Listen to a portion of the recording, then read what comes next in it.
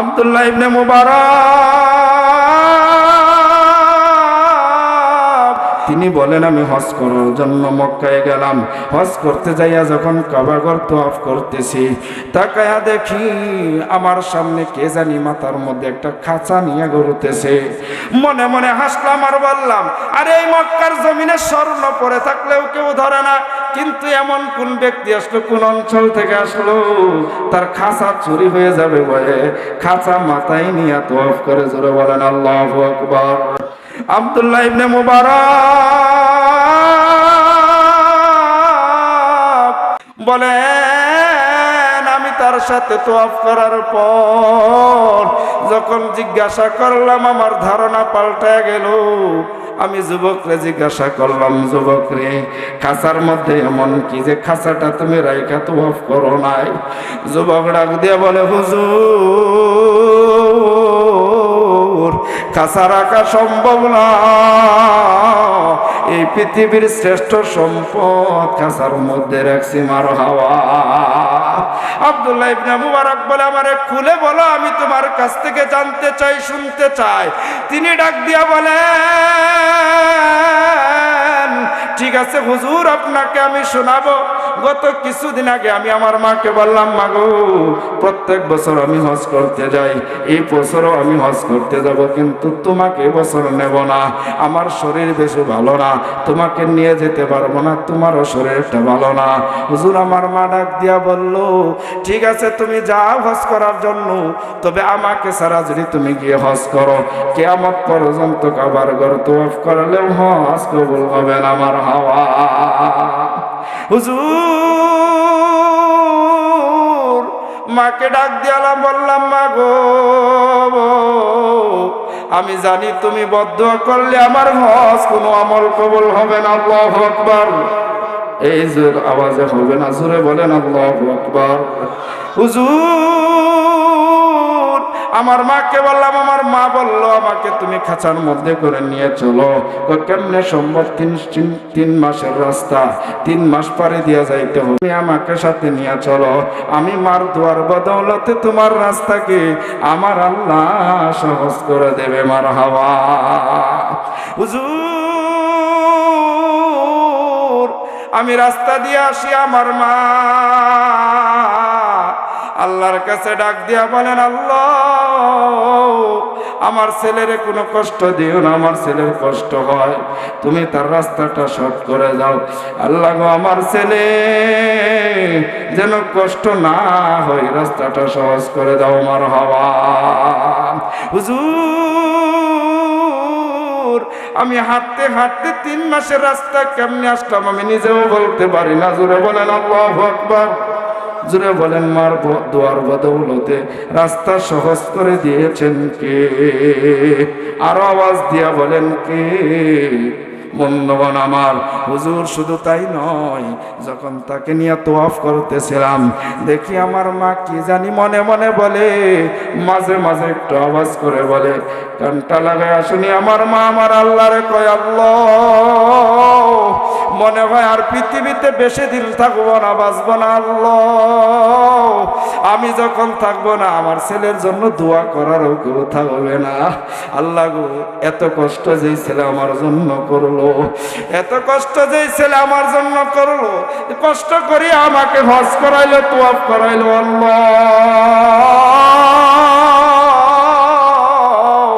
পৃথিবীর কোন জায়গায় আমার ছেলেকে তুমি ঠেকায় না। আমার হাওয়া। এই মা দোয়া করলে পৃথিবীর কোথাও বিপদে পড়ে নাকি কেউ? যতই বড় বিপদ আসুক, মার দোয়ার বদৌলতে হেফাজত করেন কে? হুজুর,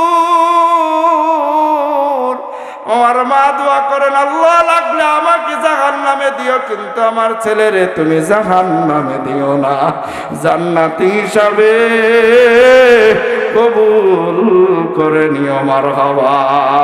নাশহাদু আল্লা ইলাহা ইল্লাল্লাহু ওয়াহদাহু লা শারীকা লাহ ওয়া নাশহাদু আন্না সাইয়্যিদানা ওয়া সানাদানা ওয়া হাবিবানা وحبيب مولانا محمدا عبده ورسوله الذي أرسله تعالى بالحق بشيرا ونذيرا وداعيا إلى الله بإذنه وسراجا منيرا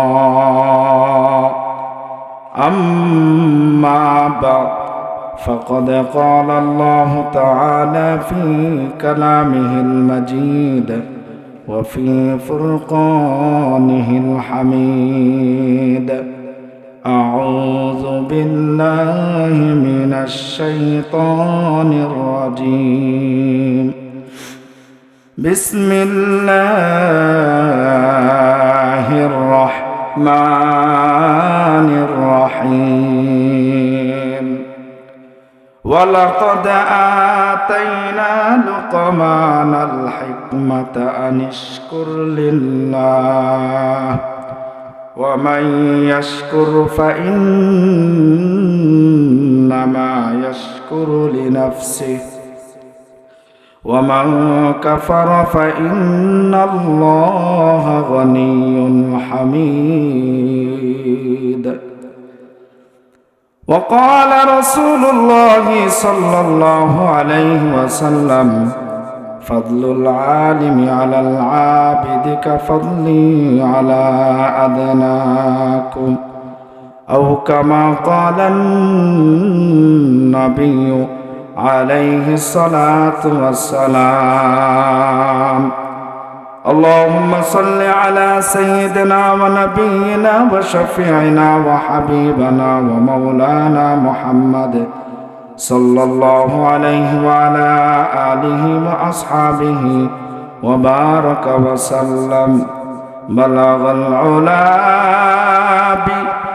بكماله كشف الدجى بجماله حسنت جميع خصاله صلوا عليه وآله لا إله إلا الله لا إله إلا الله زر زر پڑھا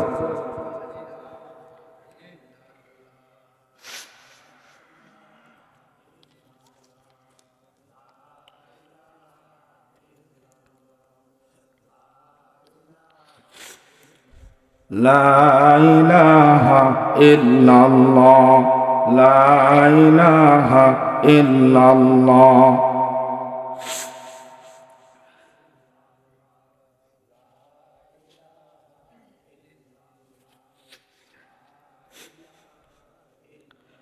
لا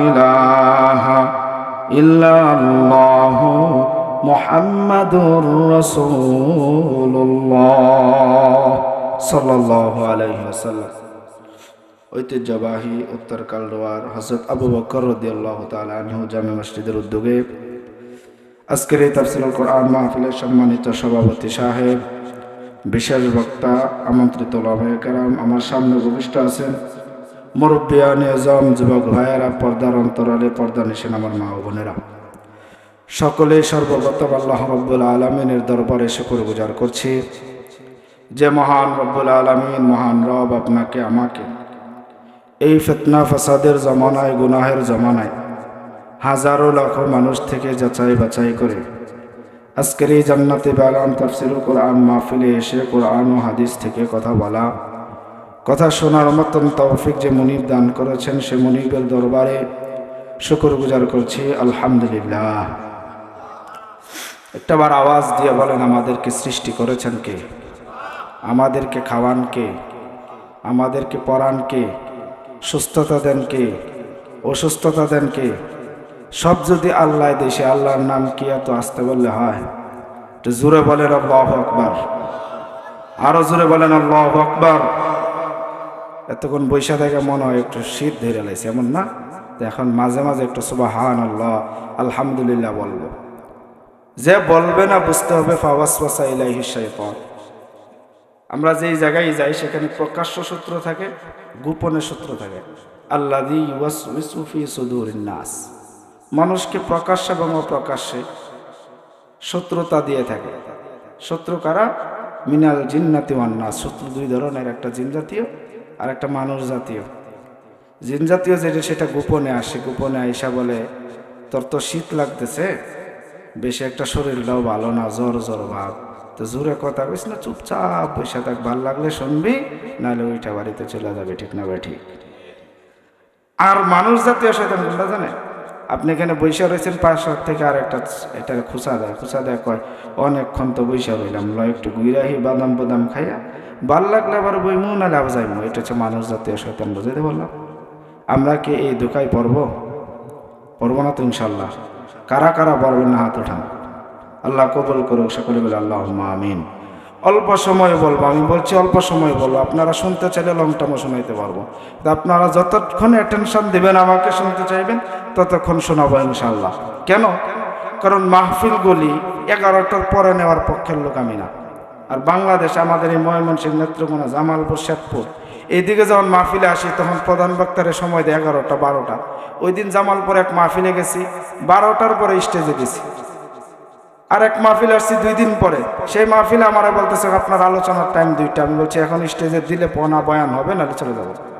এমন একটা অবস্থা। এই 2টার সময় 12টার সময় বয়ান শুনে পরে নামাজ না বললে কোনো ফায়দা আছে? বলেন ফায়দা আছে? কষ্ট দিয়া এত রাতে কত রোগী মানুষ ঘুমায় না? এই জন্য মাহফিলগুলো যখন করবেন শিডিউল করবেন, এশারার পরে 2 জন বক্তা। কয়জন বক্তা? 2 জন বক্তা, মন খুলে বয়ান শুনবেন, 11টার মধ্যে বাড়িতে চলে যাবেন। এটা সুন্দর হয় না? আল্লাহ কবুল করুক, সকলে বলে আল্লাহুম্মা আমিন। আমাদেরকে সৃষ্টি করেছেন কে? আল্লাহ। আল্লাহ রাব্বুল আলামিন আমাদেরকে সৃষ্টি করার পর একটু ভূমিকা বলে নেই। আল্লাহ তাআলা বলেন লাকাদ খালাকনাল ইনসানা ফি আহসানি তাকওয়িম, আমি মানুষ জাতিকে সবচেয়ে সুন্দর করে সৃষ্টি করেছি। কেন করেছি? ওমা খালাকাতুল জিন্না ওয়াল ইনসা ইল্লা লিয়াবুদুন, এই মানুষ জাতি জিন জাতি এগুলাকে সৃষ্টি করেছে আমি আল্লাহর ইবাদত করার জন্য। যারা বলেন সুবহানাল্লাহ। আল্লাহ বলেন আমি আল্লাহর ইবাদত করার জন্য সৃষ্টি করেছি। কি ইবাদত করবে, কেমনি ইবাদত করবে, এগুলা বোঝার জন্য আমি আল্লাহ তাআলা যুগে যুগে নবী পাঠিয়েছি। সুবহানাল্লাহ বলেন। এবং নবীদের উপরে আসমানি কিতাব পাঠিয়েছি। একবার আওয়াজ দিয়ে বলুন যদি আমার কথা বুঝেন, আমাদের নবীর উপরে আল্লাহ কোন কিতাব পাঠিয়েছেন? জোরে বলেন। আজকেই যে এখানে আমরা তাফসীর মাহফিল শুনছি, এখানে কি কোরআন দিয়েই তো কথা হবে নাকি? অন্য কিছু দিয়ে হবে না, কোরআন দিয়ে কথা হবে। দেখেন ভাই, দুনিয়াতে যদি কোনো নেতার সাথে ঘুরি, কেউ রাজনীতির বয়ান মনে করবেন না, রাজনীতি আমি করিও না, রাজনীতির বয়ানও করি না। দুনিয়াতে যদি কোনো নেতা আসে, ধরেন এই এলাকায় একজন নেতা আসলো, এই নেতার সাথে পোলাপানে ছবি উঠানোর জন্য পাগল হয়ে যায়, ঠিক না বেটি? ছবি উঠানোর জন্য দাঁড়ায়, জায়গা না পাইলে পিছনে বডি রেখে মাথাটা এমনি ধাক্কা দেখো, এবার ছবি ওঠা, আমার মাথাটা দেখা যায়নি। দেখ, যদি কোনো রকম মাথাটা একটু দেখা যায়, তখন এই ছবিগুলা নিয়ে বিভিন্ন জায়গায় দেখায়, ইনি আমার গার্ডিয়ান, আমার নেতা। দেখায় পুলিশের কাছ থেকে বাঁচতে পারে, অনেকের কাছ থেকে বাঁচতে পারে, বিভিন্ন ধরনের সুবিধা পায়। দুনিয়ায় একজন নেতার ছবি, নেতার সাথে ছবি থাকলে যদি এত সুবিধা পাওয়া যায়, যে আল্লাহ আমাকে সৃষ্টি করলো, যে কোরআনের কথা শোনার জন্য এই তাফসীর মাহফিলে আসছি, এই মাহফিলগুলারও তো আল্লাহ তাআলা ফেরেশতারা ক্যামেরা দেওয়া ভিডিও করতেছে না? তা আমরা এটা কি কাল কিয়ামতের দিন যখন আপনার আমার জাহান্নামের ফয়সালা হয়ে যাবে, আল্লাহকে তখন কি বলতে পারবো না আল্লাহ জীবনে কিচ্ছু করতে পারি নাই? ওই যে কালডোয়ার গেছিলাম, হযরত আবু বকর রাদিয়াল্লাহু তাআলা আনহু জামে মসজিদের উদ্যোগে তাফসীর মাহফিলে, তোমার কাছে কি সেই ভিডিওটা নাই? তুমি কি একটাবার দেখতে পারো না আল্লাহ?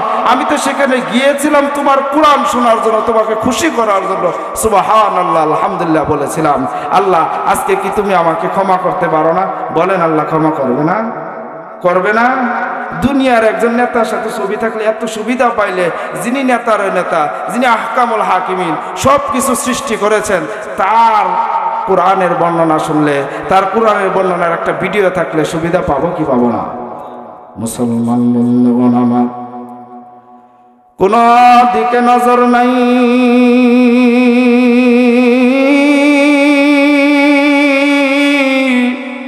দোকানপাট সহ বাড়িতে যারা এখনো আছো, এখনো মনে করতেছো ভালো আলোচনা হলে যাব, নচেত আমরা যাব না, তোমাদেরকে অনুরোধ করে বলি রে বাবা, এমনও তো হইতে পারে আজকের এই তাফসীর মাহফিল আমার জীবনের শেষ মাহফিল, ঠিক না বেঠিক? ও পর্দার অন্তরালের মা, কে গো এখনো ঘুমায়া রইছো? কে জানি রে এখনো গল্প গুজবের মধ্যে আছো? কে জানি এখনো গান বাজনা দেখতেছো? অনুরোধ করে বলবো, জীবনের শেষ আলোচনা মনে করে শুনতে পারো। হতে পারে আমার আল্লাহ এই কোরআনের বদৌলতে, তাফসীরের বদৌলতে হেদায়েত দান করে দিবে। সুবহানাল্লাহ। আমার আল্লাহ কোরআনের মধ্যে বলেন, ওয়া ইযা কুরিআল কুরআনু ফাসতামিউ লাহু ওয়া আনসিতু লাআল্লাকুম তুরহামুন।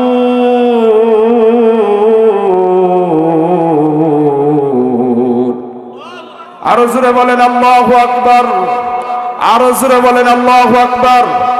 আরে না না, এটা ইমানদারের আওয়াজ হতে পারে না, আরো জোরে বলো আল্লাহু আকবার। আমার আল্লাহ বলেন, তোমার সামনে যখন কুরআনুল কারীমের তেলাওয়াত করা হয়, যখন তরজমা করা হয়, তাফসীর করা হয়, তখন তুমি চুপ করে মন দিয়ে শুনবা। যদি শুনতে পারো তাহলে কোরআনে তোমাকে হেদায়েতের রাস্তা দেখা দেবে। সুবহানাল্লাহ। আমার আল্লাহ বলেন, কোরআনকে পাঠিয়েছি তোমাকে হেদায়েতের রাস্তা দেখানোর জন্য। তুমি কেমনে নামাজ পড়বা, কেমনে ইবাদত করবা, কেমনে হারাম থেকে বেঁচে থাকবা, কেমনে আমি আল্লাহর রাস্তায় চলবা, সব বোঝানোর জন্য কোরআনকে পাঠিয়েছি। সুবহানাল্লাহ। আমার আল্লাহ বলেন, কিতাবুন আনজালনাহু ইলাইকা লিতুখরিজান নাসা মিনাল যুলুমাতি ইলান নূর।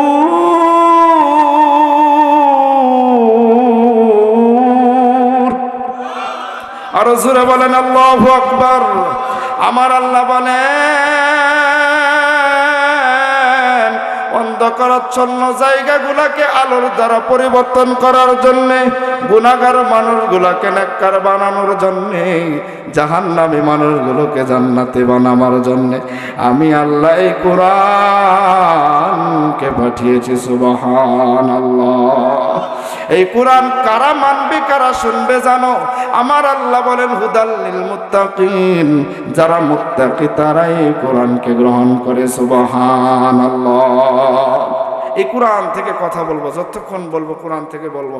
শুনতে রাজি আছি তো ইনশাআল্লাহ? না রাগ করছেন আপনারা? হ্যাঁ, রাগ করছেন? শুনবেন না ইনশাআল্লাহ? আল্লাহ রাব্বুল আলামিন এই কোরআনকে পাঠিয়েছেন আপনাকে আমাকে ভালো দিকে চলার জন্য। এই কোরআন থাকতে আর কিছু প্রয়োজন আছে না। কোরআন এবং নবীর সুন্নাহ হাদিস, কোরআনকে ব্যাখ্যা করা হয়েছে হাদিসের মাধ্যমে। তারই ধারাবাহিকতায় সূরাতুল লুকমান তেলাওয়াত, সূরাতুল লুকমান থেকে 12 নম্বর আয়াত আমি তেলাওয়াত করেছি। সম্ভব হলে 12 থেকে 19 নম্বর আয়াত পর্যন্ত তাফসীর করে করে যেতে থাকবো। শুনবো তো ইনশাআল্লাহ? না, এত দূর পারা যাবে না। এই সব যদি আলোচনা করিতে একটা না আগামীকাল পর্যন্ত করতে হবে, তাও শেষ করা যাবে না। তার উপরে পয়েন্ট পয়েন্ট করে যাইতে থাকি যত দূর পারি। সামনে আরো সুযোগ আছে, আপনারা বাকিটি শুনতে পারবেন ইনশাআল্লাহ। বন্ধুগণ আমার, এই সূরাতুল লুকমান কার নামে নামকরণ হয়েছে? আল্লাহ রাব্বুল আলামিনের একজন পরহেজগার বান্দার নামে নামকরণ করা হয়েছে। একটু ভূমিকা বলি তাহলে বুঝতে সহজ হবে। লুকমান কে ছিলেন? মুফাসসিরিনে কেরাম বলেন, লুকমান একজন আল্লাহর ওলি ছিলেন, হিকমতওয়ালা লোক ছিলেন, প্রজ্ঞ ব্যক্তি ছিলেন, বিজ্ঞ ব্যক্তি ছিলেন, জ্ঞানী ব্যক্তি ছিলেন। তিনি নবী না, কিন্তু আল্লাহ তাআলার ওলি। আল্লাহ তাআলা তাকে হিকমত দান করেছিলেন। কি দান করেছিলেন ভাই? হিকমত দান করেছিলেন। কেমন হিকমত দেখেন। এই লুকমান একজন কৃতদাস ছিলেন, ছাগল রাখতেন, বেড়াদুম্বা রাখতেন। বেশি সুন্দর ছিলেন না, কালো ছিলেন। কেমন কালো? ইতিহাসে এসেছে, মুফাসসিরিনে কেরাম লিখেছেন, পৃথিবীতে 3 জন কালো ছিল, এদের চাইতে কালো আর কেউ হয় না। এর মধ্যে হযরত লুকমান একজন। ঠোঁটগুলো মোটা মোটা ছিল, নাকটা অনেক উঁচা ছিল, দেখতে ভালো লাগতো না, কিন্তু আল্লাহ এত পছন্দ করেছেন যে তার কথাটা আল্লাহ কোরআনে এনেছেন, তো তার নামে একটা সূরা দিয়ে দিয়েছেন। সুবহানাল্লাহ। আল্লাহ চেহারা দেখেন না, ধন সম্পদ দেখেন না, আল্লাহ দেখেন কি আমল, কার আমল কত সুন্দর। এই লুকমানকে আল্লাহ হিকমত কেন দান করেছিলেন? এখানে কেউ থাকলে একটু চা দেবেন আমাকে। কেন হিকমত দান করেছিলেন? কারণ লুকমানের কয়েকটা গুণ ছিল, এর মধ্যে একটা গুণ ছিল হযরত লুকমান কখনো অহংকার করতেন না। সুবহানাল্লাহ বলেন। হযরত লুকমানের আরেকটা গুণ ছিল কখনো আমানতের খেয়ানত করতেন না। লুকমানের আরো একটা গুণ ছিল লুকমান ধৈর্যশীল ছিলেন, মানুষের সাথে সুন্দর ব্যবহার করতেন, ভালো ব্যবহার করতেন। হযরত লুকমানের এই গুণগুলি ছিল। এমন প্রায় 10টা গুণ ছিল যেগুলোর বদৌলতে আল্লাহ রাব্বুল আলামিন তাকে হিকমত দান করেছিলেন। সুবহানাল্লাহ। কেমন হিকমত দেখেন। হযরত লুকমান যখন ছাগল চড়াইতে যাইতেন, ছাগল চড়াইতে যাওয়ার পর অন্যান্য রাখালেরা, কৃতদাসেরা লুকমানের কাছে আসতো। কেন? লুকমান অনেক জ্ঞান গর্ব কথা বলতেন, সুন্দর সুন্দর কথা বলতেন, এগুলো শোনার জন্য অন্যরা আসতো। তারই ধারাবাহিকতায় একদিন লুকমান যেই জমানায় ছিলেন ওই জমানার এক রাজার কাছে, বাদশার কাছে আইসা বলতেছে, আপনার একজন কৃতদাস আছে নাম লুকমান, সে অনেক সুন্দর সুন্দর কথা বলে এবং অনেক বড় জ্ঞানী। রাজা বলেন, কি বলো জ্ঞানী? এটা বোঝানোর জন্য বলছি, কিচ্ছা কাহিনী না, তাফসীর থেকে বলছি। জ্ঞানী? হ্যাঁ জ্ঞানী। ঠিক আছে, তাহলে তাকে আমার কাছে নিয়ে আসো, আমি একটু পরীক্ষা করে দেখবো সে জ্ঞানী কিনা। পরীক্ষা করার জন্য হযরত লুকমানকে বলা হলো, লুকমান যে কি, এই যে এখানে ছাগলগুলি আছে, একটা ছাগলকে জবাই করো, জবাই করার পর সবচাইতে ভালো যে মাংসটা, এমন 2টা মাংস আমার সামনে হাজির করো। সুবহানাল্লাহ। সবচাইতে ভালো যেটা, দামি, তোমার এই ছাগলের পুরা বডির মধ্যে সবচেয়ে দামি যেটা, সেই মাংসগুলি আমার সামনে নিয়ে আসো। লুকমান তার ভিতর থেকে হৃৎপিণ্ডটা কেটে নিয়ে আসলেন এবং জিহ্বাটা কেটে নিয়ে আসলেন। এই 2টা এনে বললেন, পুরা দেহের মধ্যে, পুরা বডির মধ্যে এই 2টা জিনিস সবচাইতে দামি। সুবহানাল্লাহ। 2-1 দিন পর আবার রাজা, মানে সাথে সাথে হইলে তো বুঝে ফেলবে, রাজাও চালাকি করতেছে, জ্ঞানী মানুষ আটকাইতে হলে ওই রকম চিকন বুদ্ধি দিয়ে খাটাইতে হয়, ঠিক না? ঠিক। 2-3 দিন পর আবার বলতেছে, লোকমান আরেকটা ছাগল জবাই করো, এর ভিতর থেকে সবচেয়ে নিকৃষ্টতম, যেগুলার দাম নাই, এমন 2টা মাংসের টুকরা আমার সামনে আইনে হাজির করো। লুকমান আবার জিহ্বাটা কাটলেন, হৃৎপিণ্ডটা কেটে এনে হাজির করলেন বাদশার সামনে। বাদশাহ বললেন, লোকের মুখে শুনেছিলাম তুমি অনেক জ্ঞানী, কিন্তু আজকের পরে বুঝলাম তোমার মতন অজ্ঞানী আর কেউ হয় না। লুকমান বললেন, এত তাড়াতাড়ি খুশি হওয়ার কারণ নাই, আপনি আগে আমার কাছে জিজ্ঞাসা করেন, আমি ব্যাখ্যা করি, তারপরে বুঝতে পারবেন কেন আমি দোনোবারে একই জিনিস নিয়ে আসছি। সুবহানাল্লাহ। বাদশা বললেন, বলো, দোনোবার একই জিনিস আনলা কেন? দোনোবার একই জিনিস আনলাম কারণ হলো, কারো জবান যদি ঠিক থাকে তাহলে সম্মানের অভাব হয় না, সম্মানের অভাব হয় না। এই জবান দিয়ে যত সুন্দর কথা বলে আল্লাহ তত সম্মান বাড়িয়ে দেয়। সুবহানাল্লাহ। এই জন্য ভালো হৃৎপিণ্ড কি, আল্লাহ বলেছেন যার কল্পটা সুন্দর আমি তাকে জান্নাত দিয়ে দেব। সুবহানাল্লাহ। আল্লাহ কোরআনে এই কথা বলেছেন, ইল্লা আমানাতাল্লাহ বিকলবিন সালিম। কালকে এর আগের আয়াতে আল্লাহ বলেন, ইয়াউমা লা ইয়ানফাউ মালু ওয়ালা বানুন। কাল কিয়ামতের দিন তোমার সন্তান কোনো কাজে আসবে না, তোমার ধন সম্পদ কোনো কাজে আসবে না। কাজে আসবে কি? ইল্লা আমানাতাল্লাহ বিকলবিন সালিম, একমাত্র তোমার পরিশুদ্ধ, বিশুদ্ধ, গুনাহমুক্ত কল্পটাই আমি আল্লাহর কাছে কাজে আসবে। সুবহানাল্লাহ। আর জবানে যে হেফাজত করতে পারে আল্লাহ বলেন সে মুমিন। সুবহানাল্লাহ। তো বলতেছে, এই জন্য আমি 2টা জিনিস নিয়ে আসলাম। কত পরে আবার এটা আনলো কেন? কারণ হইল, কল্ব যখন জান্নাতে নিয়ে যাইতে পারে, এই কল্ব যখন ময়লা হয়ে যায় তখন এটা জাহান্নামে নিয়ে যায়। যেহেতু এই কল্ব আমাকে জাহান্নামে নিয়ে যায়, এর চাইতে নিকৃষ্ট বস্তু তার হতে পারে না। হতে পারে ভাই? পারে। তো জিহ্বা যেমনি ভাবে তার কথার দ্বারা সম্মান আল্লাহ বাড়িয়ে দেয়, এই জবান, এই জিহ্বাই তার কথার দ্বারা আল্লাহ তাকে অসম্মানী করে দেয়। এই দেখেন, আজকে আমি সারা দেশে কথা বলি, আমার বয়স কত, সারা দেশে কথা বলি, এই জবানের কারণেই তো ভাই। জবানের কারণে না? জবান দিয়ে ভালো কথা বলি বিদায় এত সম্মান পায়, তাছাড়া কি পাওয়া সম্ভব ছিল না। এই জিহ্বা এবং কল্ব যদি আপনার ভালো থাকে আপনি জান্নাতি, এই 2টা যদি খারাপ করে ফেলেন আপনি জাহান্নামে যাবেন। যাবেন কি যাবেন না? আসুন সেদিকে যাব না। হযরত লুকমানকে প্রশ্ন করা হলো, বাদশাহ সাথে সাথে বলল, লোকের মুখে যা শুনেছিলাম তুমি তার চাইতেও 1000 গুণ বেশি জ্ঞানী। সুবহানাল্লাহ। মুসলমান বন্ধুগণ আমার, হযরত লুকমান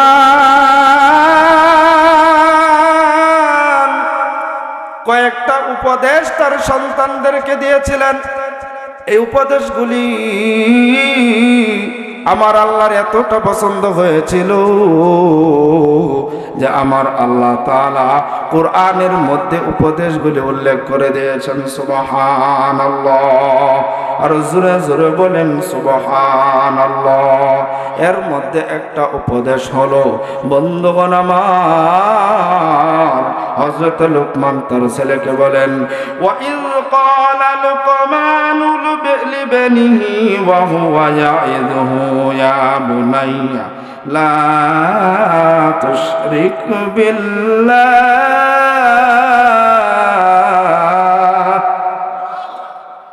ইন্নাশ শিরকা লাযুলমুন আযীম।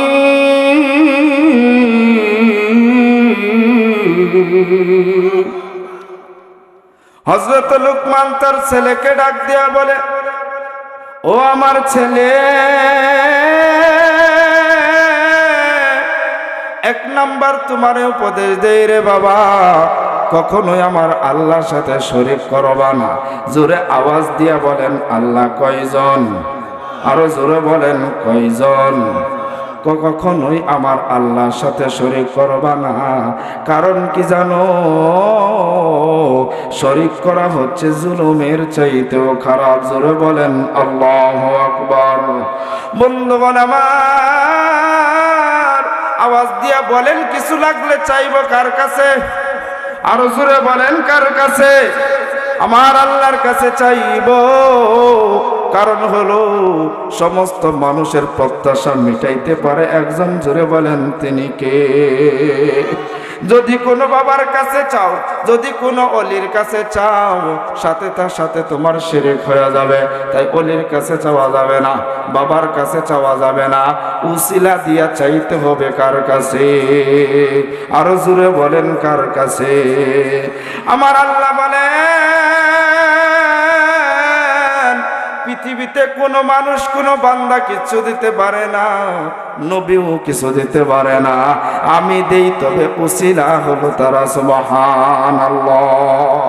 বন্ধুগণ আমার, হযরত লুকমান এক নাম্বার উপদেশ দিলেন, আল্লাহর সাথে শরীক করা যাবে না। দুই নাম্বার উপদেশ দিলেন, ছেলেরে, কখনোই মা বাবার সাথে বেয়াদবি করা যাবে না। কারণ আমার আল্লাহ এটা কখনোই সহ্য করেন না। সুবহানাল্লাহ। আমার আল্লাহ বলেন, ওয়াকাদা রাব্বুকা আল্লা তা'বুদু ইল্লা ইয়্যাহু ওয়া বিল ওয়ালিদাইনি ইহসানা। জোরে জোরে বলেন আল্লাহু আকবার। আমার আল্লাহ বলেন, আমি আল্লাহর হুকুম আহকাম মানবা, আমি আল্লাহর হুকুম আহকাম মতো চলবা। আমি আল্লাহ যেখানে নিষেধ করেছি সেখানে যেতে পারবা না, যেখানে আদেশ করেছি সেখানে যেতে হবে। যে কাজটা নিষেধ করেছি সেটা করা যাবে না, যেটা আদেশ করেছি সেটা করতে হবে। জোরে বলেন, কথাটা কার? দ্বিতীয়তে আমার আল্লাহ বলেন, তুমি কখনো তোমার মা বাবার সাথে বেয়াদবি করতে পারবা না, মা বাবার প্রতি ইহসান করবা। কেমনে ইহসান করবা? মা বাবার বিরুদ্ধে উফ শব্দটাও ব্যবহার করবা না। জোরে কথা বলাতে কোনোভাবেই যাবে না। জোরে বলেন, কথাটা কার? বন্ধুগণ আমার, একটা একটা করে একটু একটু ব্যাখ্যা করে বুঝায়। আমার আল্লাহ হুকুম করলেন মা বাবার খেদমত করা লাগবে। জোরে বলেন, এটা নফল না ফরজ? জোরে বলেন, নফল না ফরজ? এই জমানায় বর্তমান সময়ের কত যুবক আছো, লেখাপড়া একটু শিখছো, বাবারে বলো তুমি কিচ্ছু বোঝো না। আছে না? না আছে না? অভাব নাই। অথচ আমার আল্লাহ বলেন, তুমি হজ করলা, যাকাত দিলা, তুমি আমল করলা, কপালের মধ্যে সুন্দর একটা কালো দাগও পড়ে গেল, কিন্তু তুমি তোমার মা বাবার খেদমত করো নাই। জান্নাতে যাওয়া সম্ভব? জোরে বলেন, সম্ভব না? পর্দার অন্তরালের মাগো, তোমাদেরকেও ডাক দিয়া বলি, তুমি আজকের বৌমা কালকের শাশুড়ি, চিল্লায় বলেন ঠিক না বেঠিক? তুমি র্যাপের নিচে শুয়া শুয়া জামাইয়ের কানে একটা কথা বলিয়া পরামর্শ দিয়া তোমার শাশুড়ির বিরুদ্ধে নিয়ে যাও, জানিয়া রাইখো একই জিনে তোমারেও ধরবে, ঠিক না বেঠিক? বন্ধুগণ আমার, আমার আল্লাহ বলেন আমি আল্লাহর হুকুম মানো, মা বাবার খেদমত করো, মা বাবার সাথে সদাচরণ করো। কেমনে আচরণ করবা? তাদের বিরুদ্ধে উপশব্দও ব্যবহার করতে পারবা না। পরের আয়াতে আমার আল্লাহ তাআলা বলেন, মা বাবা যদি শরীয়ত বিরোধী তোমাকে কোনো কাজ করাতে চায়, তাহলে মা বাবার বিরুদ্ধে, শরীয়ত বিরোধী কোনো কাজ করা যাবে না। মা বাবার সাথে বেয়াদবিও করা যাবে না, বুঝের মধ্যে নিতে হবে। জোরে বলেন হুকুম কার? মূল্যবান আমার অনেকেই মনে করে, হুজুর মারে ঈদের নতুন শাড়ি কিনা দিছি, সুন্দর সুন্দর কাপড় আইনা দেই, খাবার দেই, মাঝে মাঝে গালি দিলে কি হবে? মুসলমান বন্ধুরে আমার, যতই কিছু দাও না কেন, মা বাবার ঋণ শোধ করা সম্ভব? জুড়ে বলেন সম্ভব? ছোট্ট একটা ঘটনা বললেই বোঝা যাবেন। জমানার শ্রেষ্ঠ আলেম, শ্রেষ্ঠ সাইকুল হাদিস হযরত আল্লামা আব্দুল্লাহ ইবনে মুবারক রহমাতুল্লাহি আলাইহি, তিনি বলেন, আমি হজ করার জন্য মক্কায় গেলাম। হজ করতে যাইয়া যখন কাবাঘর তওয়াফ করতেছি, তাকায়া দেখি আমার সামনে কে জানি মাথার মধ্যে একটা খাঁচা নিয়ে ঘুরতেছে। মনে মনে হাসলাম আর বললাম, আরে এই মক্কার জমিনে স্বর্ণ পড়ে থাকলেও কেউ ধরে না, কিন্তু এমন কোন ব্যক্তি আসলো, কোন অঞ্চল থেকে আসলো, তার খাঁচা চুরি হয়ে যাবে বলে খাঁচা মাথায় নিয়ে তওয়াফ করে। জোরে বলেন আল্লাহু আকবার। আব্দুল্লাহ ইবনে মুবারক বলেন, আমি তার সাথে তওয়াফ করার পর যখন জিজ্ঞাসা করলাম, আমার ধারণা পাল্টায় গেল। আমি যুবকরে জিজ্ঞাসা করলাম, যুবক রে, খাঁচার মধ্যে এমন কি যে খাঁচাটা তুমি রাইখা তওয়াফ করো নাই? যুবক ডাক দিয়ে বলে, হুজুর খাঁচা রাখা সম্ভব না, এই পৃথিবীর শ্রেষ্ঠ সম্পদ খাঁচার মধ্যে রাখছি। মারহাবা। আব্দুল্লাহ ইবনে মুবারক বলে, আমারে খুলে বলো, আমি তোমার কাছ থেকে জানতে চাই, শুনতে চাই। তিনি ডাক দিয়া বলেন, ঠিক আছে হুজুর, আপনাকে আমি শোনাবো। গত কিছুদিন আগে আমি আমার মাকে বললাম, মা গো, প্রত্যেক বছর আমি হজ করতে যাই, এই বছরও আমি হজ করতে যাব, কিন্তু তোমাকে বছর নেব না, আমার শরীর বেশি ভালো না, তোমাকে নিয়ে যেতে পারবো না, তোমারও শরীরটা ভালো না। হুজুর আমার মা ডাক দিয়া বলল, ঠিক আছে তুমি যাও হজ করার জন্য, তবে আমাকে ছাড়া যদি তুমি গিয়ে হজ করো, কিয়ামত পর্যন্ত কাবার ঘর তওয়াফ করলেও হজ কবুল হবে না। আমার হাওয়া। হুজুর মাকে ডাক দিয়ালাম, বললাম, মা গো, আমি জানি তুমি বদদুয়া করলে আমার হজ কোনো আমল কবুল হবে না। আল্লাহু আকবার। এই জোর আওয়াজে হবে না, জোরে বলেন আল্লাহু আকবার। হুজুর আমার মাকে বললাম, আমার মা বলল, আমাকে তুমি খাঁচার মধ্যে করে নিয়ে চলো। কেমনে সম্ভব? 3 মাসের রাস্তা, 3 মাস পারে দিয়া যাইতে হবে, আমাকে সাথে নিয়ে চলো। আমি মার দোয়ার বদৌলতে তোমার রাস্তাকে আমার আল্লাহ সহজ করে দেবে। মারহাবা। হুজুর আমি রাস্তা দিয়ে আসি, আমার মা আল্লাহর কাছে ডাক দিয়া বলেন, আল্লাহ আমার ছেলেরে কোনো কষ্ট দিও না, আমার ছেলের কষ্ট হয়, তুমি তার রাস্তাটা সহজ করে দাও। আল্লাহ গো, আমার ছেলে যেন কষ্ট না হয়, রাস্তাটা সহজ করে দাও। মারহাবা। হুজুর আমি হাঁটতে হাঁটতে 3 মাসের রাস্তা কেমনে আসলাম আমি নিজেও বলতে পারি না। জোরে বলেন আল্লাহু আকবার। জোরে বলেন, মার দোয়ার বদৌলতে রাস্তা সহজ করে দিয়েছেন কে? আরো আওয়াজ দিয়া বলেন কে? বন্ধুগণ আমার, হুজুর শুধু তাই নয়, যখন তাকে নিয়ে তওয়াফ করতেছিলাম, দেখি আমার মা কি জানি মনে মনে বলে, মাঝে মাঝে একটু আওয়াজ করে বলে, কানটা লাগায় শুনি আমার মা আমার আল্লাহরে কয়, আল্লাহ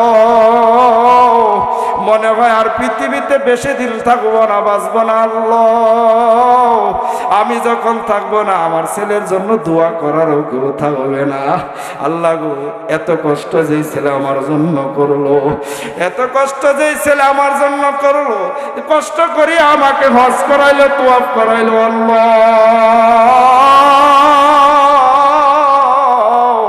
পৃথিবীর কোন জায়গায় আমার ছেলেকে তুমি ঠেকায় না আমার হাওয়া। এই মা দোয়া করলে পৃথিবীর কোথাও বিপদে পড়ে নাকি কেউ? যতই বড় বিপদ আসুক মার দোয়ার বদৌলতে হেফাজত করেন কে? হুজুর, আমার মা দোয়া করেন, আল্লাহ লাগলে আমাকে জাহান্নামে দিও, কিন্তু আমার ছেলেরে তুমি জাহান্নামে দিও না, জান্নাতি হিসাবে কবুল করে নিও। মারহাবা। আব্দুল্লাহ ইবনে মুবারক বলে, তোর হাত দুইটা দিয়ে আমি চুমু খাই, তোর চেহারা দেখে আমার মনে হয় জান্নাতি মানুষ দেখতেছি। আল্লাহু আকবার। আরে জোরে বলেন আল্লাহু আকবার। এইবার নিয়ে কয়বার হজ করছো? হুজুর একবার নয়, আমার মারে 10 বার এইভাবে মাথায় নিয়ে তোয়াফ করছি, 10 বার হজ করছি। আমার একটা বার আওয়াজ দিয়া বলেন হুজুর, আমার মার দুধের ঋণ শোধ করতে পারছে কিনা? আব্দুল্লাহ ইবনে মুবারক ডাক দিয়ে বলে, এভাবে যদি আমার আল্লাহ তোকে কিয়ামত পর্যন্ত হায়াত দেয়, কিয়ামত পর্যন্ত যদি তোয়াফ করো, মার 1 ফোঁটা দুধের ঋণ শোধ করা সম্ভব না। আল্লাহু আকবার। আরো জোরে বলেন আল্লাহু আকবার। এই জমানায় কত ছেলে আছো, ও মা ও ভাই, তোমরা যারা আছো, কে কোন ধর্মের বিষয় না, মাকে সম্মান করা লাগবে, বাবাকে সম্মান করা লাগবে। চিল্লায় বলো ঠিক না বেঠিক? এ মা বাবার দোয়ার বদৌলত, মা বাবার কষ্টের সুদ কখনো নেওয়া যাবে? জোরে বলেন যাবে? বন্ধুগণ আমার, আমি শরীয়ত করে দেখেছি, আমাদের নড়িয়া থানায় করোনা ভাইরাসে ধরছে, ছেলেকে রাইখা বউ চলে গেছে, সবাই চলে গেছে, করোনা ভাইরাসে মারা গেল, লাশের কাছে কেউ যায় না, কিন্তু মা পাশে যাইয়া বলে, পৃথিবীর এমন কোন করোনা ভাইরাস আছে রে, আমার ছেলে থেকে আমি মাকে দূরে রাখবে। বুঝো না এখনো কত বড় অমূল্য রতন, যার মা নাই তার সব নাই। পৃথিবীতে মুস্তাজাব দেওয়া মা যদি হাত বাড়াইয়া দোয়া করেন, আল্লাহ আমার ছেলের টাকার দরকার, বিপদে পড়ে গেছে, ঋণগ্রস্ত হয়ে গেছে, আমার ছেলে অসুস্থ হয়ে গেছে, আল্লাহ আমার ছেলেরে তুমি উদ্ধার করে দাও, সাথে সাথে উদ্ধার করবে। জুড়ে বলেন তিনি কে? মন্দ করে মারার একটু বোঝাই, মা ভালো দোয়া করলেও কবুল, খারাপ দোয়া করলেও কবুল। দেখেন কেমনে কবুল। আর একটা ছোট্ট ঘটনা বলে আমার আলোচনার দিকে যাব। আমার নবী সাল্লাল্লাহু আলাইহি ওয়াসাল্লাম দোয়া করলে সাথে সাথে কবুল করেন কে? আরো জোরে বলেন কে? আমার নবী একদিন এক কবরের পাশ দিয়া যাইতেছেন, এমন সময় দেখে কবরের মধ্যে আযাব হচ্ছে। আমার নবী সাহাবীদেরকে বললেন, সাহাবীরা দাঁড়ায়া যাও, আমি আল্লাহর কাছে দোয়া করব, আমার আল্লাহ যেন তাকে কোনো শাস্তি না দেয়। আমার নবী হাত বাড়াইয়া আমার আল্লাহর কাছে দোয়া করেন, আল্লাহ আমার উম্মতকে তুমি কেন গো জাহান্নামের মধ্যে আযাব, কবরের মধ্যে আযাবে ফলায়া রাখছো? আল্লাহ তোমার কাছে দোয়া করি, তাকে আযাব দিও না, আযাব দিও না। আল্লাহ গো তুমি তাকে আযাব থেকে রক্ষা করো। আমার আল্লাহ সাথে সাথে ওহী পাঠায়া বললেন, বন্ধু তার জন্য আপনি যদি দোয়া করেন দোয়া কবুল হবে না। আল্লাহু আকবার। আমার নবী ডাক দিয়া বললেন, আমার আল্লাহ বলেছেন আমি মুস্তাজাব দেওয়া, আমি দোয়া করলে সাথে সাথে কবুল করে, কিন্তু এই কবরওয়ালার জন্য কেন কবুল করবেন না? জিবরাইল ডাক দিয়া বলে, হুজুর আমার আল্লাহ দোয়া কবুল করবেন না, কারণ হইল এই সন্তান তার মার সাথে এমন বিয়াদবি করেছে যে বিয়াদবির জন্য আরশে আজিম পর্যন্ত কান্না করেছে। জোরে বলেন নাউজুবিল্লাহ। আমার নবী বললেন জিবরাইল তাহলে কি করতে পারে? সাথে সাথে জিবরাইল আওয়াজ দিয়া বললেন নবী গো, তার মা যদি ক্ষমা করে দেয় তাহলেই ক্ষমা করবেন। জোরে বলেন কে? আরো জোরে বলেন কে? আপনারা যাইতেছেন গা অনেকে, কি শেষ করে দেব? হ্যাঁ আচ্ছা ঠিক আছে, আর কিছুক্ষণ বলবো না ইনশাআল্লাহ, থাকবেন তো কিছুক্ষণ নাকি? দেখতেছি একজন একজন করে। আপনি তাকান আমার দিকে, এই যে এইদিকে তাকান, এই যে এইদিকে। আপনি ডাকেন কেন? আপনি নিজে বহেন, খাদেমদারি পরে করেন, খাওয়ান দাওয়ান খাওয়াইলে পরে খাওয়াই, সমস্যা না। আমরাও না খাইয়াই বসেন, এই শরীয়তপুর থেকে আজকে আসছি, 2 দিন আগে আসিনি। বসেন, হ্যাঁ আলোচনা শুনেন, মেইন এটা আলোচনা আগে। খাওয়ান দাওয়ান কত খাওয়া যাবে? হবে না ভাই? যাবে তো? কারে ডাক দিচ্ছে আপনি যায়েন না, আপনার নেওয়ানের লেগে শয়তানি হারে বেড়াই দিচ্ছে। রাগ করছেন আপনি? হ্যাঁ আমার দিকে তাকান, রাগ করেন না। যে আলোচনাগুলো বলতেছি এগুলো দরকার। বর্তমান সমাজে এমন এক অবস্থা হয়ে গেছে, বউকে রাখে রানীর মতো বানায়, মাকে রাখে চাকরানির মতো বানায়। আছে না নাই? বেটা তুই কত টাকার মালিক হইছো, মাকে বাবাকে বাদ দাও না, মা বাবার খেদমত করো না। তুমি আবার নতুন টুপি লাগাইয়া মাহফিলেকে 10,000 20,000 দিয়া বলো যে আমি দান খয়রাত করি ভালোই, মসজিদের প্রথম কাতারের মুসল্লি, তোর এক ওয়াক্ত নামাজের কবুল হয় না। বলেন কথা কার? আর জোরে বলেন কার? শুধু এই ভাইরাস সাধারণ জেনারেল শিক্ষিতের মধ্যে নাই, আমার মতো মোল্লার আরো আগে ধরছে। আছে না নাই? কত সুন্দর বয়ান করে, বাবাই মানুষের বাড়িতে ভিক্ষা করে, এমন হুজুরের অভাব নাই, অভাব নাই। এমন আগে নিজেকে ঠিক করেন, পরে ঠিক হবে। মা বাবার খেদমত করেন। মা বাবার জন্য বাজার করতে গেলে ছোট মাছ বাজারে গিয়ে 50 টাকা করে কিনা। আপনাকে দেশে কয় ভাগা, এটা বলে। আপনাকে দেশ বলতে আমারও দেশ, কিন্তু থাকি না তো, ওই জন্য ওইভাবে বলতেছি।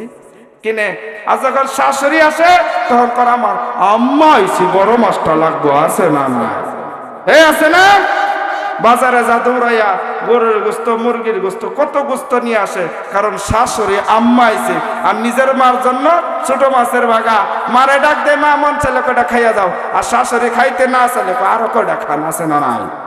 তুই এই তো আগে জাহান্নামে যাবি, কারণ তুমি আসল জিনিস বুঝো নাই, চিনো নাই। এখন কার কাছে তোমার জান্নাত লুকায় তো এখনো জানো নাই।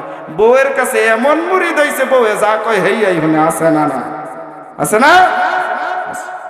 আল্লাহ তাআলা এই সমস্ত লোকদেরকে হেদায়েত দান করুক। সকলে বলে আল্লাহুম্মা আমিন। আল্লাহর নবী সাল্লাল্লাহু আলাইহি ওয়াসাল্লাম দোয়া করলেন, আল্লাহ দোয়া কবুল করে নেন। এই কবরওয়ালা এমন কি গুনাহ করছে? জিবরাইল বলে, ইয়া রাসূলুল্লাহ, সে তার মা বাবার সাথে বিয়াদবি করছে, তাকে আপনি দোয়া করলে লাভ হবে না। তার মা যদি ক্ষমা করে দেয়, আল্লাহ তাকে ক্ষমা করে দিবে। সুবহানাল্লাহ, সহি ঘটনা বলতেছে।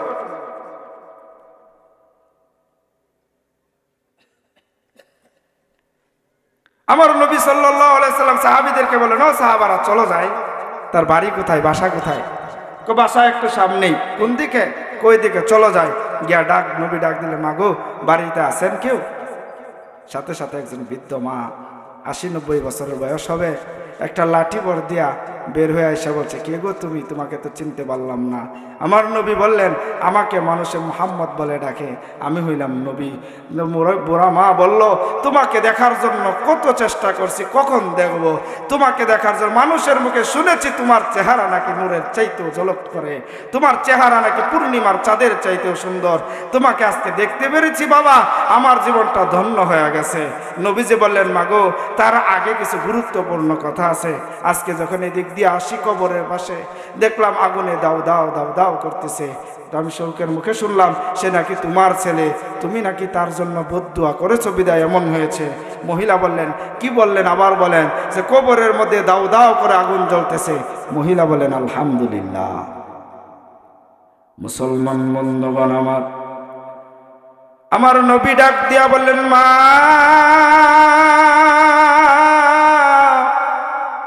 তোমার সন্তানের কবরে আগুন জ্বলে, তুমি বলো আলহামদুলিল্লাহ। ব্যাপারটা বুঝতে পারলাম না গো মা। এই সন্তান একটু অসুস্থ হইলে সারা রাত ঘুমাও নাই। এই সন্তান যদি একটু পেটের ব্যথায় কান্না করতো, সাথে সাথে তুমিও কান্না করতা। একবেলা খাবার না পাইলে খাবার খাওয়ানোর জন্য কতবারই কত ডাক্তারের কাছে দৌড়াইছো মা। আজকে তোমার ছেলের কবরে আগুন জ্বলে, তুমি আলহামদুলিল্লাহ বললা। বুড়া মা ডাক দিয়া বলে, নবী তুমি জানো কেন আমি আলহামদুলিল্লাহ বললাম? কারণ হলো পৃথিবীতে আমার একমাত্র সন্তান হলো এই ছেলে, আর কোনো সন্তান নাই। ছোট থাকতে আমার স্বামী মারা গেছে, এই সন্তানের চোখের দিকে তাকাইয়া দ্বিতীয় কোনো স্বামী গ্রহণ করে নাই।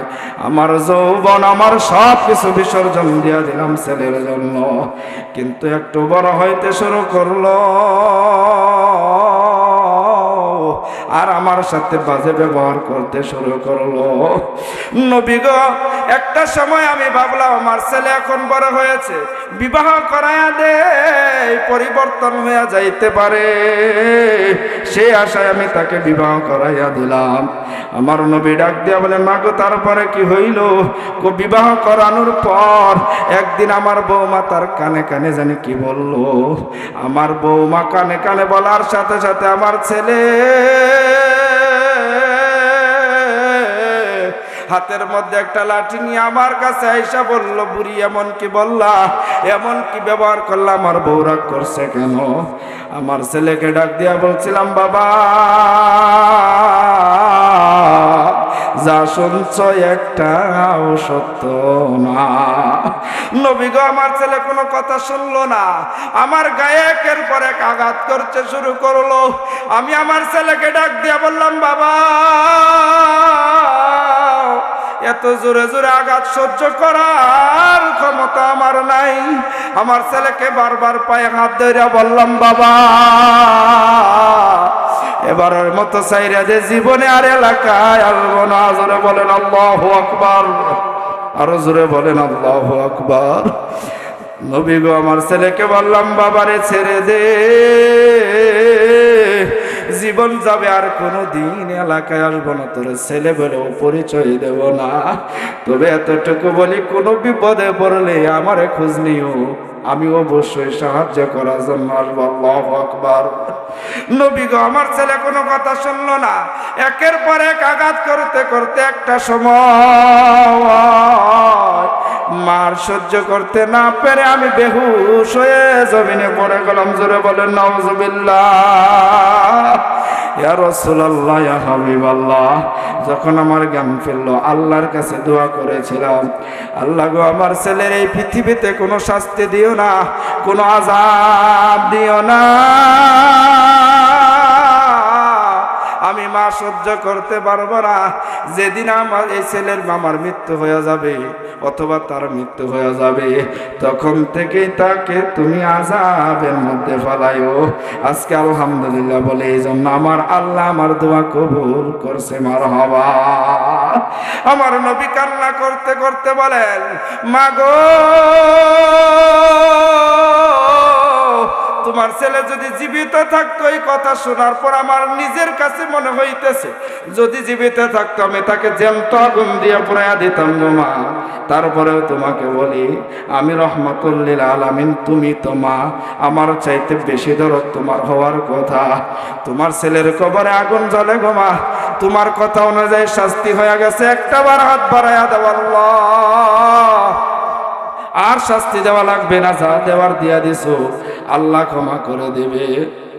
মা ডাক দিয়া বলে, না আমি দোয়া করতে পারবো না। আমার নবীর সাথে সাথে সাহাবায়ে কেরামকে ডাক দিল, সাহাবায়ে কেরাম তাড়াতাড়ি বাড়িতে যাও, লাকড়ি নিয়ে আসো, নিচ দিয়া কবরে আগুন জ্বলে, আমি উপর দিয়ে আগুন লাগাইয়া দেব। আমার নবী যখন আয়োজন করতে যায়, মা ডাক দিয়া বলে, নবী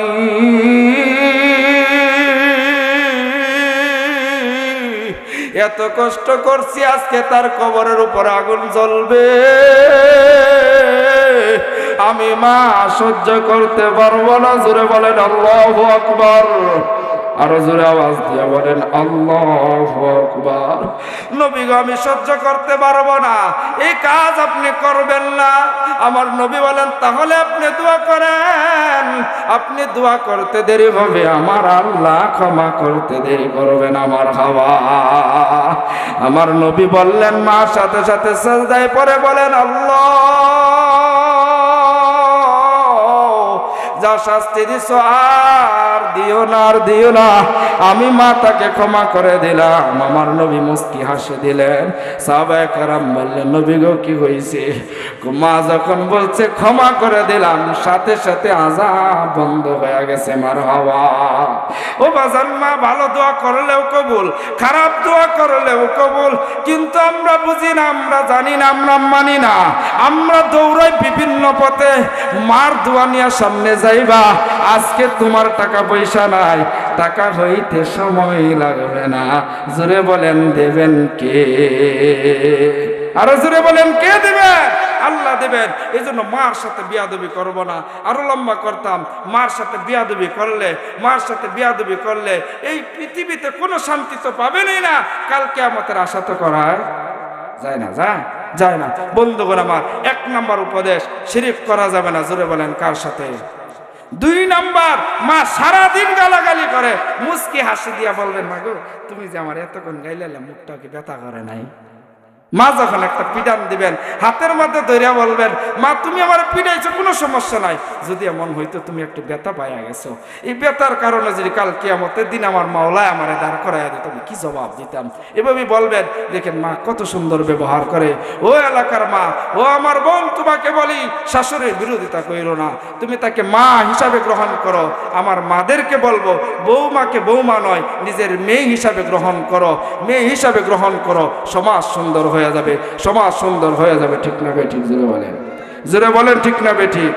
আরো 1-2টা যদি বলি শুনবেন না যাবেন? শুনবেন ইনশাআল্লাহ। 3 নাম্বার, একটু দেখে দেখে বলি। আগামী 7 তারিখ 11 তারিখ দুধ দিয়ে আসবো ইনশাআল্লাহ, যাবেন, সেখানে বাকিগুলি বলার চেষ্টা করবো। আর 2টা বলবো। 3 নাম্বার, হযরত লুকমান বলতেছেন তার ছেলেকে, কখনো নামাজ ছাড়বা না। ওয়া আকিমুস সালাহ, নামাজ ছাড়বা না। বন্ধুগণ আমার, আজকে দেখেন কত সময় আমরা হেলায় হেলায় কেটে, সময়ের গুরুত্ব দেই না, সময়ের গুরুত্ব দেই না। কিন্তু সময় কিন্তু কারোর জন্য বসে বসে আছে, কারোর জন্য। সময় চলে যাচ্ছে, আপনি বুঝেন না। এখান থেকে যাবেন, আয়না আছে সবার বাড়িতে, আছে না? আছে। আয়নার সামনে দাঁড়াবেন, দাঁড়ানোর পরে দেখবেন এই চেহারাটা কিন্তু এক সময় অনেক সুন্দর ছিল। যুবক বয়স, টকবগে টকবগে যুবক বয়স আপনার ছিল। আরে কোন মালিক আপনার এই চেহারার এই কালো কালো চুলগুলাকে সাদা বানায় দিল? প্রশ্ন জাগে না? ইস্তাফতি নাফসাক ইস্তাফতি কলবাক, নিজের কলবকে, নফসকে প্রশ্ন করেন বাবা, সব উত্তর দিয়া দেবে। আপনার বিবেক সব উত্তর দিয়া দেবে। আপনার বিবেক বলবে, আহাম্মক, বুঝস নাই, তুই এই পৃথিবীর মোহে পাগল হয়ে গেছ, তোর সময় বারবার সিঙ্গেল দিতেছে। আরে তুই তোর বেশি দিন থাকবে না, বেশি দিন বাঁচবে না। এই এলাকার কত ভাই মারা যাইতেছে না? এই গতকাল কত ফারুক ভাই মারা গেছে না? গেছে না? মারা গেছে না? এই যুবকই তো মারা গেছে, এই এলাকায় তো বড় হয়েছে, আপনাদের চোখের সামনে বড় হয়েছে, মারা গেছে। আপনার বন্ধু মারা গেছে। ও মা, তুমি কি বুঝো না? তোমার বান্ধবীটা মারা গেল, তোমার জাল ননাসে মারা গেল, তোমার বন্ধু মারা গেল, বান্ধবী মারা গেল, তোমার ভাই বাবা মারা গেল। তুমি কি এখনো বুঝো নাই পৃথিবীতে তুমি থাকতে পারবো না? এই জানাজার নামাজগুলা কি জানেন? নামাজ নয়, শিক্ষা। প্রত্যেকটা জানাজার নামাজে আপনি যান, জানাজার নামাজ বলে, তুই আজকে যেই কাতারে দাঁড়ায় আমার জন্য দোয়া করতেছস, নামাজ পড়তেছস, কালকে তোর জন্য এমনি সারি সারি কাতার দাঁড়ায়া যাবে। আহাম্মক, তুমি বুঝো না দুনিয়ার প্রেমে পাগল হইছো? থাকতে পারলা না। এই দুনিয়া কাউকে থাকতে দেয় না। লক্ষ কোটি টাকার মালিক হয়ে গেছো, টাকা পয়সার মালিক হয়ে গেছো, থাকতে পারবা না। আমি এই রফি একসময় ন্যাংটা চলাফেরা করছি, এই হাটতলা স্কুলে পড়ছি। আজকে দেখেন আমার বয়স কত দূর নিয়ে গেছে। আপনার দিকে তাকায়া দেখেন, আপনি মুরব্বী হয়ে গেছেন, যুবক মানুষটা মুরব্বী হয়ে গেছেন। এখন কি বুঝেন নাই যে আপনার সিরিয়াল চলে আসছে? আপনার সিরিয়াল চলে আসছে, এখনো আপনি বুঝতেছেন না, এখনো বুঝেন নাই। আপনাকে কয়েকটা মিস কল আপনাকে অলরেডি দিয়া দিছে। কি 1 নাম্বার, আপনার সুন্দর চেহারায় দাড়ি গজায়া গেছে। ও মা, তোমার সুন্দর টকবকে চেহারাটাকে আল্লাহ বৃদ্ধ বানায়া দিছে। জোরে বলেন কে বানাইছে? জোরে বলেন কে? এই পৃথিবীর লোভ লালসা রাইখো না, কারণ এখানে বয়ান শুনতেছো, কালকেই মাইকে আনাউন্স হয়ে যেতে পারে। আজকের মা, গতকালকের মাহফিলের প্রধান আলোচক রফিকুল ইসলাম হাবিবুল্লাহ সাহেব ইন্তেকাল করেছেন, হতে পারে কি পারে না বাবা? পারে? বিশ্বাস আছে আপনার? যে বিশ্বাস থাকে নিজেকে প্রশ্ন করবেন, এত বয়ানের দরকার নাই, এত নসিহতের দরকার নাই। আপনার বিবেক আপনাকে বলবে তুই এই রাস্তায় যাবি না, থাকতে পারবে না। হারাম খাইলেও মৃত্যুবরণ করতে হবে, হালাল খাইলেও করতে হবে, গুনাহ করলেও মৃত্যুবরণ করতে হবে, নেক আমল করলেও মৃত্যুবরণ করতে হবে। যার নেক আমল সুন্দর হয়ে যায় তার জন্য জান্নাত, যার আমল খারাপ হয়ে যায় তার জন্য জাহান্নাম। বাবা জাহান্নামের আগুন কত কঠিন জানো? বোঝানোর জন্য উদাহরণ দেই, একটা মোমবাতি নিয়ে আঙ্গুলটা ধরে রাখো তো কয় মিনিট রাখা যায়? এর চাইতে 1000 গুণ শক্ত হবে, সে 1000 গুণ শক্তিশালী হবে, সে আগুনের মধ্যে তোমাকে ফালায়া দেওয়া হবে, শরীরটা আঙ্গার হয়ে যাবে। আল্লাহ রাব্বুল আলামিন, আমার নবী দোয়া করবেন, আল্লাহ আমার অনেক বান্দা নাকি এখনো জাহান্নামের এক কোনায় পড়ে আছে, আল্লাহ গো তুমি তাদেরকে ক্ষমা করে দাও। ফেরেশতারা যাবে, চমকে যাবে, বলবে আল্লাহ কাকে নিতে আসলাম? এখানে তো কোনো মানুষ দেখি না, জ্বলন্ত আঙ্গার হয়ে গেছে, কয়লা হয়ে গেছে, টকবক করতেছে, টকবক করতেছে কয়লা। আল্লাহ বলবেন তাদেরকে জাহান্নাম থেকে উঠাও, উঠাইলেই দেখবা এরা প্রত্যেকটা মানুষ, কিন্তু জাহান্নামের আগুনের তাপের কারণে কয়লা হয়ে গেছে, কয়লা হয়ে গেছে। বুঝেন না? নিজের অন্তরকে প্রশ্ন করে। এই পৃথিবী কাউকে থাকতে দেয় নাই, দেবেও না। কত জায়গায় যায়, কত মুরব্বী, কত মুসল্লিদেরকে নিয়ে সালাম ফিরাইছি। আজকে যখন কাতারের পিছনের দিকে তাকায় দেখি আমার মুসল্লিগুলা নাই। আপনাদের এই কাতারের দিকে তাকায় দেখেন ডানে বামে কত মানুষ, হাস্যোজ্জ্বল মানুষ ছিল, আজকে কবরস্থ হয়ে গেছে, মরহুম হয়ে গেছে। হুজুর দোয়া করেন, বাবার জন্য দোয়া চাই। আরে তুমি বাবার জন্য দোয়া চাও ভালো কথা, তুমি কি বোঝো না তোমার বাবা চলে গেছে, তোমাকেও যেতে হবে? যেতে হবে বাবা, যেতে হবে। তো নামাজ পড়া লাগবে না? লাগবে তো, পড়বো ইনশাআল্লাহ, পড়বো ইনশাআল্লাহ। সবাই ইনশাআল্লাহ বলি, ইনশাআল্লাহ। ফরজের ক্ষেত্রে বাঁচাল হয়েছে ইনশাআল্লাহ বলা যায় না, তারপরে আপনাদেরকে বলাইলাম নিয়ত করে নেই নামাজ পড়বো। নামাজ ইন্না সালাতা তানহা আনিল ফাহশাই ওয়াল মুনকার, সমস্ত খারাপ থেকে আপনার নামাজ আপনাকে রক্ষা করবে, সমস্ত খারাপ থেকে।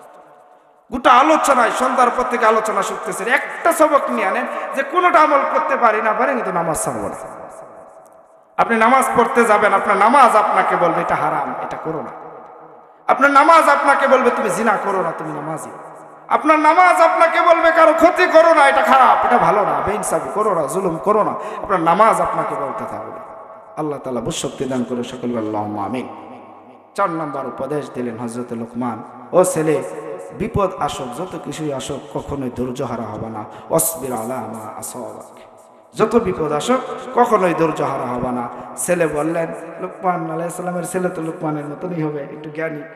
তো বাবা আসলে ধৈর্য কেমনে ধরবো যদি প্র্যাকটিক্যাল বুঝাইতা, আমি যদি একটু বুঝাই আপনাদেরকে, শুনবেন তো ইনশাল্লাহ? না চলে যাবেন? শুনবেন না ইনশাল্লাহ? আমি কোরআন থেকে বলছি, প্রত্যেকটা কথা হাদিস থেকে বলছি বন্ধুগণ আমার। বাবা বললেন তোমাকে আমি এখন প্র্যাকটিক্যাল কেমনে বুঝাই? যত ঝামেলাই হোক তুমি ধৈর্য ধরবার, বলবা আমার আল্লাহ আমাকে সাহায্য করবে। সুবহানাল্লাহ।